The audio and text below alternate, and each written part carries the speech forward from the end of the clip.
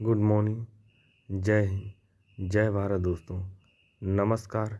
इस विज्ञान की कक्षा में हम सभी दोस्तों का स्वागत करते हैं, इस आशा और उम्मीद के साथ कि आप सभी लोग बहुत ही अच्छे होंगे और स्वस्थ होंगे, अच्छी तरह से पढ़ रहे होंगे। जैसा कि जो हमारा टॉपिक है, विषय आज का वेक्टर एंड स्केलर। अब बात करते हैं वेक्टर, जिसको हिंदी में सदिश बोलते हैं। सा मीन्स होता है साथ में, दिस मीन्स होता दिशा, जिसके साथ दिशा जुड़ी हुई होती और साथ में इसके साथ परिणाम भी होता है, उसको बोलते हैं सदिश, बोलते हैं सदिश राशि बोलते हैं। आदिश, आदिश मतलब जिसके साथ दिशा नहीं होती है, केवल परिणाम ही होता है, उसको हम आदिश बोलते हैं। अब जब बात हम सदिश के बारे में करते हैं कि जैसे एक आपका मोटरसाइकिल वाला है, वो आपका जा रहा है किस दिशा में, पूर्व की दिशा में जा रहा है, जो वो है 20 किलोमीटर प्रति घंटा की चाल से जा रहा है।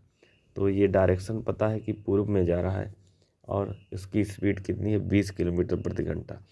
तो ये आपकी क्या होगी, सदिश। इसमें पता है कि जो दिशा है वो पूर्व है और जो इसका परिणाम है वो 20 किलोमीटर है। तो ये कैसी राशि होगी, सदिश राशि होगी।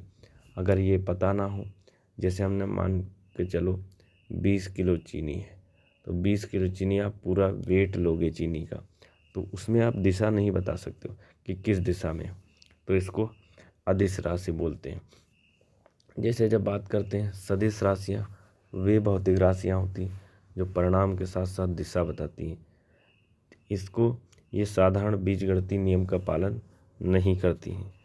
और जो अदिश राशियाँ होती हैं, ये केवल परिणाम बताती हैं, दिशा नहीं। ये बीजगणितीय नियमों का पालन करती हैं।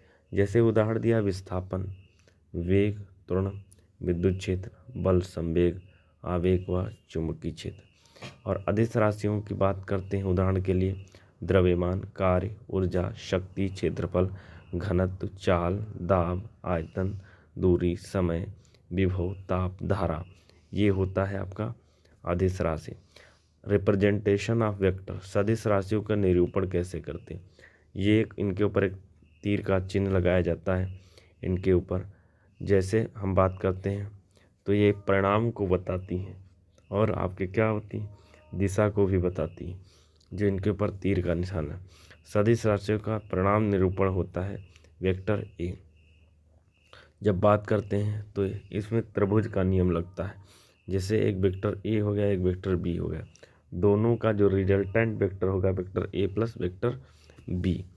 जब समांतर चतुर्भुज का नियम लगाएंगे तो एक दूसरे के बीच में जो कोण बनता है वो थीटा कोण बनता है। इसमें दो प्रकार के आपके बल लगते हैं, एक ए इधर लग रहा है, एक बी। इनका परिणामी क्या हो गया, आर हो गया। जब परिणामी आर हो गया तो जो थीटा कॉस थीटा की वैल्यू होगी वो -1 से लेकर +1 तक हो सकती है। तो रिजल्टेंट जो वेक्टर आएगा आर बराबर √a² + b² + 2ab cos theta. तो vector A plus vector B बराबर a² + b² + 2ab cos theta. Next vector A minus vector B, a² + b² - 2ab cos theta. Theta जो है ए और बी के बीच कोण है। दो सदिश परिणामों का परिणाम कभी शून्य नहीं हो सकता और ना ही ऋणात्मक हो सकता है।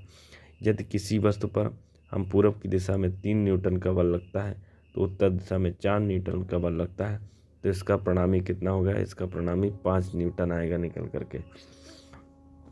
दो सदिश परिणाम समान हो और परिणामी की भी सदिश के समान, तो उनके बीच का कोण क्या होगा।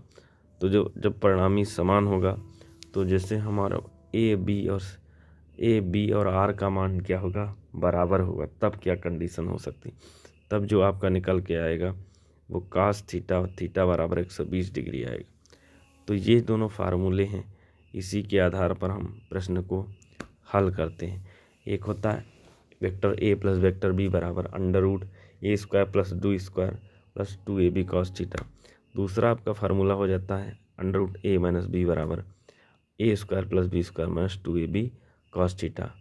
तो इस प्रकार से ये विज्ञान की आपकी जो विषय था, टॉपिक था, वो सदिश और अदिश राशि के ऊपर था, जो कहीं ना कहीं आपकी परीक्षा में ज़रूर मदद करेगा। इसी प्रकार आप अपना सहयोग और प्यार इस परिवार के ऊपर बनाए रखें। जय हिंद, जय भारत दोस्तों।